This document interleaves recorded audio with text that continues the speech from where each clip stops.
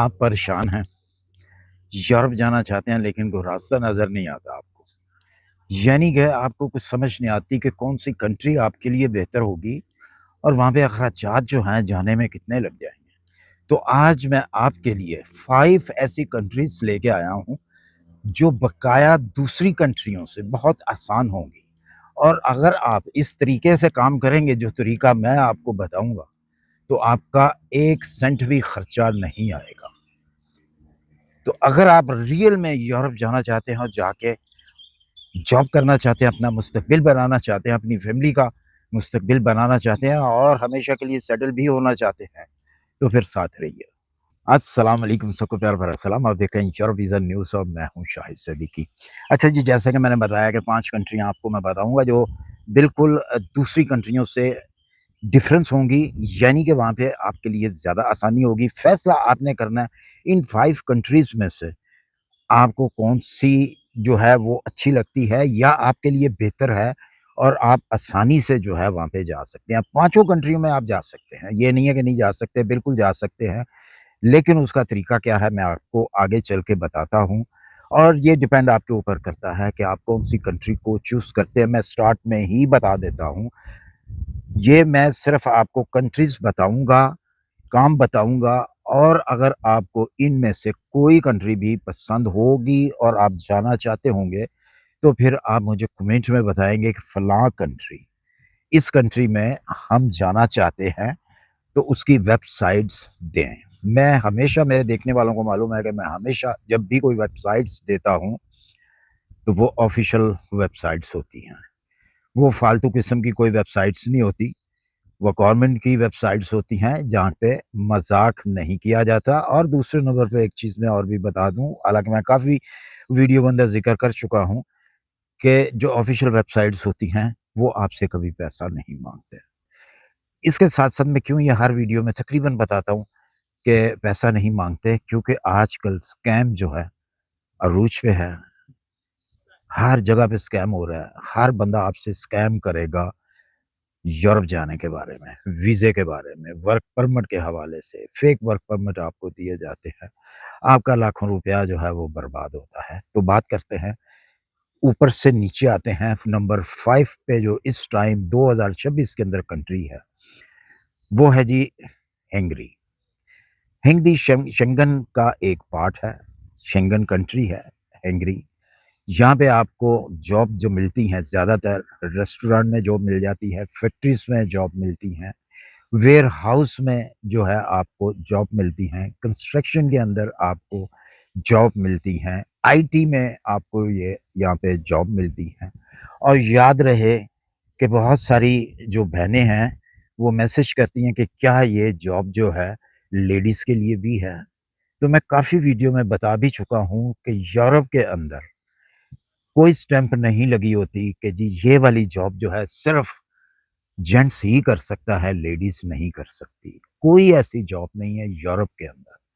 तो अपने आप को मेरी बहनों बीच में शामिल रखा करें।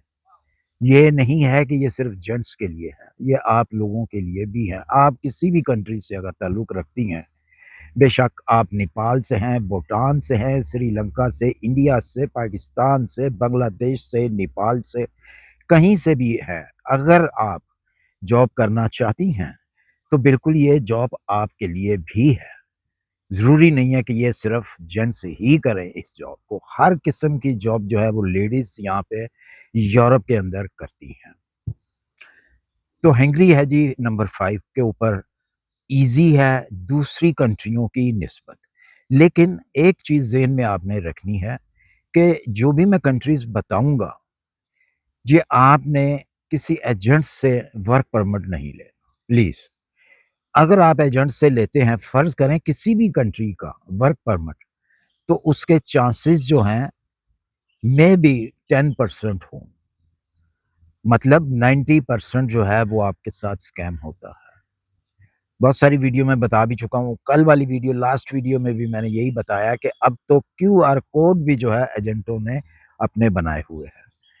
क्योंकि पहले बहुत रफ़्फ़ड़ पड़ा था कि जी इसके ऊपर तो जॉब ऑफ़र के ऊपर तो क्यूआर कोड ही नहीं है, इसका मतलब है ये जेली है, ये फ़ेक है। तो फिर उन्होंने अपना क्यूआर कोड भी जो है वहाँ पे दे दिया।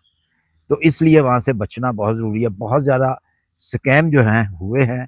हंगरी के अंदर भी बहुत ज़्यादा स्कैम हुए हैं। फेक जॉब, एंट्री वीज़ा, उसके ऊपर जब लोग वहाँ पे पहुँचे हैं, हंगरी के अंदर तो आगे ना कंपनी है, ना उसका कोई अता-पता है उस कंपनी का। तो फिर क्या उसका भी एक जो तरीकाकार होता है, इस तरह का अगर आपके साथ कोई केस हो जाता है, कोई मसला बन जाता है, तो फिर आप उसी एजेंट को पकड़ें, उसी से कहें कि भई मुझे आउट पास जो है वो लेके दें। उसी कंपनी का आउट पास हो, क्योंकि अगर आपको वो एग्ज़िट कर देती है वो कंपनी पेपरों में ही, तो फिर आप वापस नहीं जा सकते। मतलब आपको गवर्नमेंट ऑफ हंगरी जो है वो वापस नहीं करेगी, क्योंकि आपको उस कंपनी ने आउट पास दिया है, लिहाज़ा उसका मतलब ये है कि आप दूसरी जॉब जो है वो ढूँढ सकते हैं। लेकिन ये पहले बहुत हुआ है, अभी भी हो रहा है, लेकिन अब कम हो गया है ये। बहरहाल हम आगे बढ़ते हैं जी। हंगरी का नंबर 5 जो है वो हंगरी का है। उसके बाद हम नंबर 4 जो है वो है जी स्लोवाकिया। स्लोवाकिया भी जर्मन जो है शेंगन कंट्री है। स्लोवाकिया के जो बॉर्डर्स हैं वो ऑस्ट्रिया के साथ भी लगता है। ये पहले पार्ट होता था, एक ही कंट्री होती थी, चेकोस्लोवाकिया। और जब पार्टीशन हुआ तो स्लोवाक अलहदा हो गया और चेक रिपब्लिक जो है वो अलहदा हो गई है। इसका मतलब है कि उसका बॉर्डर जो है चेक रिपब्लिक के साथ भी लगता है और ऑस्ट्रिया के साथ भी इसका बॉर्डर लगता है। यहाँ पे सबसे बड़ा जो एक सेक्टर है वो है ऑटोमोबिलियन का। ऑटोमोबिलियन की बहुत डिमांड है वहाँ पे वर्कर्स की। इंडिया से बहुत ज़्यादा हमारे जो बहन-भाई हैं वो वर्क वीज़े पे स्लोवाक में आ रहे हैं। सैलरी भी बनिस्बत दूसरी कंट्रियों की, अगर आप दूसरी कंट्रियों को देखें उनकी सैलरी का मुकाबला अगर करें, जैसा कि बहुत सारी ऐसी और कंट्रीज़ हैं जिनका आगे चल के मैं नाम भी लूँगा, उनकी निस्बत स्लोवाक की जो सैलरी है वो अच्छी है। अच्छा जी, नंबर 3 पे जो कंट्री आती है वो आती है क्रोएशिया। उसे हम क्रोएशिया भी बोलते हैं, कर्वाचिया भी बोलते हैं। क्रोएशिया के अंदर भी आपके बहुत अच्छे चांसेस हैं। यहाँ पे सिर्फ़ एक प्रॉब्लम आपको मिलेगी अकोमोडेशन की, क्योंकि क्रोएशिया बहुत छोटा-सा एक मुल्क है और बड़ा पॉपुलर है। छोटा मुल्क होने के साथ-साथ पॉपुलर भी बहुत ज़्यादा है। बड़ा खूबसूरत, बहुत खूबसूरत कंट्री है ये जो क्रोएशिया है। यहाँ पे टूरिस्ट जो है बहुत ज़्यादा आता है। बेशुमार टूरिस्ट जो है आता है। आप इस कंट्री को देखेंगे तो यकीन जाने आपका दिल नहीं करेगा कि मैं वहाँ से वापस आऊँ। अगर हम जॉब की बात करते हैं, जैसा कि मैंने बताया कि टूरिस्ट प्लेस है ये, टूरिस्ट कंट्री है ये, तो जहाँ पे टूरिस्ट होता है, वहाँ पे होटलिंग का काम जो है, होटलिंग की किसी भी लाइन से अगर आप हैं, शेफ़ हैं, कुकिंग करना जानते हैं, इंटरनेशनल कुकिंग, लेकिन इंटरनेशनल कुकिंग। और एक चीज़ मैं और भी बता दूँ, जहाँ-जहाँ पे टूरिस्ट प्लेस होते हैं, वहाँ पे आप अगर स्पेशल फ़र्ज़ कर लें कि हम कहते हैं जी इंडियन रेस्टोरेंट, तो अगर आप इंडियन रेस्टोरेंट भी वहाँ पे अपना भी बना लेते हैं, तो बहुत अच्छा बिज़नेस है। इसी तरह चाइनीज़, चाइनीज़ अगर आप रेस्टोरेंट बना लेते हैं, तो उसका भी बहुत अच्छा बिज़नेस है। इंटरनेशनल तो वैसे भी वहाँ से हर चीज़, हर खाना जो है वो मिल जाता है। लेकिन मैं एक स्पेशल चीज़ की बात कर रहा हूँ। क्रोएशिया के अंदर जो है इस किस्म की जॉब्स जो हैं, वो बहुत ज़्यादा मिलती हैं। सीज़नल वर्क बहुत ज़्यादा मिलता है क्रोएशिया का। क्योंकि जैसा कि मैंने बताया कि बहुत ज़्यादा टूरिस्ट आता है और टूरिस्ट हमेशा हमेशा जो है इसी मौसम में आता है।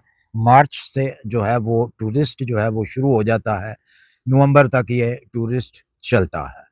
लेकिन लोग जो हैं विंटर में भी वहाँ पे आते हैं। हाँ, ये बात ज़रूर है कि विंटर में उनकी इनकमिंग जो है वो कम हो जाती है, लोग कम आते हैं, टूरिस्ट कम आता है।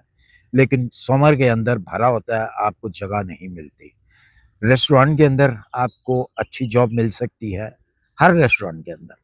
उसके अलावा सीज़नल वर्कर जो हैं, ये रेस्टोरेंट के अंदर ज़्यादातर हैं, लेकिन यहाँ पे आपको परमानेंट जॉब भी मिलती है। अगर आप कंस्ट्रक्शन में आते हैं, आईटी में आते हैं, हेल्थ में आते हैं, केयर टेकिंग में आते हैं, बहुत सारी ऐसी जॉब्स हैं, जो परमानेंट जॉब्स भी मिलती हैं आपको। अगर हम नंबर 2 कंट्रीज़ की बात करते हैं कि नंबर 2 पे जो कंट्री है वो कौन-सी है, तो जनाब वो कंट्री है रोमानिया। रोमानिया भी एक बहुत अच्छी कंट्री है। हाँ, इसकी जो हकीकत है वो यही है कि यहाँ पे सैलरीज़ जो हैं वो कम होती हैं। लेकिन ये है कि स्टार्टिंग के लिए न्यूकमर के लिए अगर आप फर्स्ट टाइम जो है यूरोप में आना चाहते हैं वर्क वीज़े पे, तो आपके लिए ये एक बेस्ट कंट्री है रोमानिया। ये भी शेंगन के अंदर है। यहाँ पे भी बेशुमार किस्म के आपको जॉब्स जो हैं वो मिल जाती हैं। इसी तरह फैक्ट्रीज़ के अंदर भी मिलती हैं और यहाँ पे ज़्यादातर आजकल जो लोग बांग्लादेश, नेपाल, पाकिस्तान, इंडिया से जो लोग आ रहे हैं, वो ज़्यादातर डिलीवरी बॉय आ रहे हैं। यानी कि एक बहुत मशहूर कंपनी है तो वो इंटरनेशनल, लेकिन यहाँ पे रोमानिया के अंदर बहुत ज़्यादा वो काम करती है, गालिबन उसका जो नाम है वो वोल्ट है। बोल्ट या वोल्ट इस तरह उसका नाम है। अगर आप चाहेंगे कमेंट में आप बताएँगे मुझे तो मैं आपको एग्ज़ैक्ट उसका नाम और उसकी वेबसाइट्स भी मैं आपको दे सकता हूँ। सिस्टम के अंदर हर चीज़ मौजूद है। ये भी लेडीज़ भी करती हैं। बहुत सारी इंडियन लेडीज़ जो हैं वो बाइक के ऊपर जो है वो ये काम करती हैं। शॉप के ऊपर जो हैं मॉल बड़े-बड़े मॉल्स के अंदर जो शॉप्स होती हैं वहाँ पे जो है सेल्स गर्ल्स का काम भी आपको मिल सकता है। अगर आपके पास कोई स्किल है तो स्किल वाला काम भी मिल सकता है, लेकिन न्यू लोगों के लिए बहुत अच्छा है रोमानिया और सेटल होने के बहुत अच्छे चांसेस हैं। अच्छा जी, नंबर 1 पे जो कंट्री आती है वो है पोलैंड। हाँ, बहुत सारी ऐसी कंट्रीज़ हैं, ख़ास तौर पे पाकिस्तान के अंदर जो है रोमानिया और पोलैंड, इन दोनों कंट्रियों की अपॉइंटमेंट का मसला है। लेकिन इसके ऊपर भी मैंने वीडियो बनाई हुई है, अगर कोई जल्दी अपॉइंटमेंट लेनी चाहता है तो वो अपॉइंटमेंट रोमानिया अपॉइंटमेंट वाली मेरी वीडियो देख सकता है। उसके अंदर मैंने एक चीज़ बताई हुई है, उस तरीके से अगर आप अपॉइंटमेंट लेते हैं तो आपको 5 डेज़ के अंदर अपॉइंटमेंट मिलती है और वहाँ पे आपको बहुत सारे ऐसे कमेंट भी मिलेंगे जिन लोगों को उस तरीके से अपॉइंटमेंट्स मिली हैं। अच्छा पोलैंड के अंदर जो जॉब्स हैं, ड्राइवर हैवी ड्यूटी ड्राइवर्स जो हैं, उनकी काफ़ी डिमांड है। बहुत सारी वीडियो में मैंने बताया भी है कि बहुत अच्छी सैलरी बनिस्बत दूसरी जिनके मैंने नाम पहले लिए हैं, उन कंट्रियों के यहाँ पे सैलरी भी ठीक मिलती है हैवी ड्यूटी ड्राइवर को। बनिस्बत लिथुआनिया, लैटविया के पोलैंड जो है हैवी ड्यूटी ड्राइवर को जो है अच्छी सैलरी देता है, उसके चांसेस भी बहुत ज़्यादा हैं। वो भी मैंने बताया हुआ है कि दूसरी बिग कंट्रीज़ में जाके भी वो ड्राइवर जो हैं हज़रात वो सेटल हो सकते हैं, उनको जॉब ऑफ़र मिल जाती है। अगर तो आप एक अच्छे एक्सपीरियंस वाले हैवी ड्यूटी ड्राइवर हैं। इसके साथ-साथ फैक्ट्री के अंदर बहुत ज़्यादा डिमांड है पोलैंड के अंदर और बहुत सारे ऐसे सेक्टर्स हैं जहाँ पे लेडीज़ एंड जेंट्स के लिए जो है आपको जॉब मिल जाती है। लेकिन आखिर में मैं फिर वही एक बात करूँगा कि आपने जब भी कोई जॉब लेनी है, तो आप ऑफ़िशियल तरीके से लें। उससे आपका पैसा नहीं लगता कोई, आपका नुकसान नहीं होता किसी किस्म का भी कोई। लेकिन ये है कि आपको जॉब भी लीगल तौर पे मिलती है और ऑफ़िशियल तरीके से आप इन कंट्रियों में आते हैं। अगर आप एजेंटों से लेंगे तो उसकी कोई गारंटी जो है वो नहीं मिलेगी। और एक चीज़ मैं और भी बता दूँ, जॉब ऑफ़र मिल जाना इसका मकसद ये नहीं होता, इसका मतलब ये नहीं होता कि आपको जॉब मिल गई है या आपको वीज़ा मिल गया है। जॉब ऑफ़र एक अलग चीज़ है, वीज़ा वर्क वीज़ा एक अलग चीज़ है। ये चीज़ आपने ज़हन में रखनी है। तो अगर किसी दोस्त को इन पाँचों कंट्रियों में से किसी की ऑफ़िशियल वेबसाइट्स की ज़रूरत हो, अप्लाई करना चाहते हों, तो आप मुझे कमेंट कर सकते हैं। बहुत सारी ऐसी वीडियोज़ होती हैं जो सिर्फ़ अपडेट होती है, उसके अंदर वेबसाइट्स या लिंक नहीं दिए जाते। लेकिन बहुत सारे भोले लोग जो हैं वो कमेंट करते हैं जी आपने वेबसाइट्स तो दी नहीं। तो ज़रा इन चीज़ों को भी आप समझा करें। तो मुझे उम्मीद है कि मेरी वीडियो पसंद आएगी आपको। अगर वीडियो पसंद आई इसे लाइक, सब्सक्राइब करें और अपने दोस्तों को भी शेयर करें। इसमें मेरी हेल्प हो जाएगी और आप लोगों की भी हेल्प होगी, उन लोगों की भी हेल्प होगी जो लोग एजेंटों के पीछे पैसा ज़ाया करते हैं, उनको एक ऑफ़िशियल चीज़ जो है वो मिल जाएगी ताकि उनके पैसे भी बच सकें और आपको भी दुआएँ मिलेंगी। इसी के साथ मुझे दीजिए इजाज़त, अपनी दुआओं में याद रखिए। मिलते हैं इंशाल्लाह फिर किसी अच्छी-सी इन्फॉर्मेशन के साथ। अल्लाह हाफ़िज़।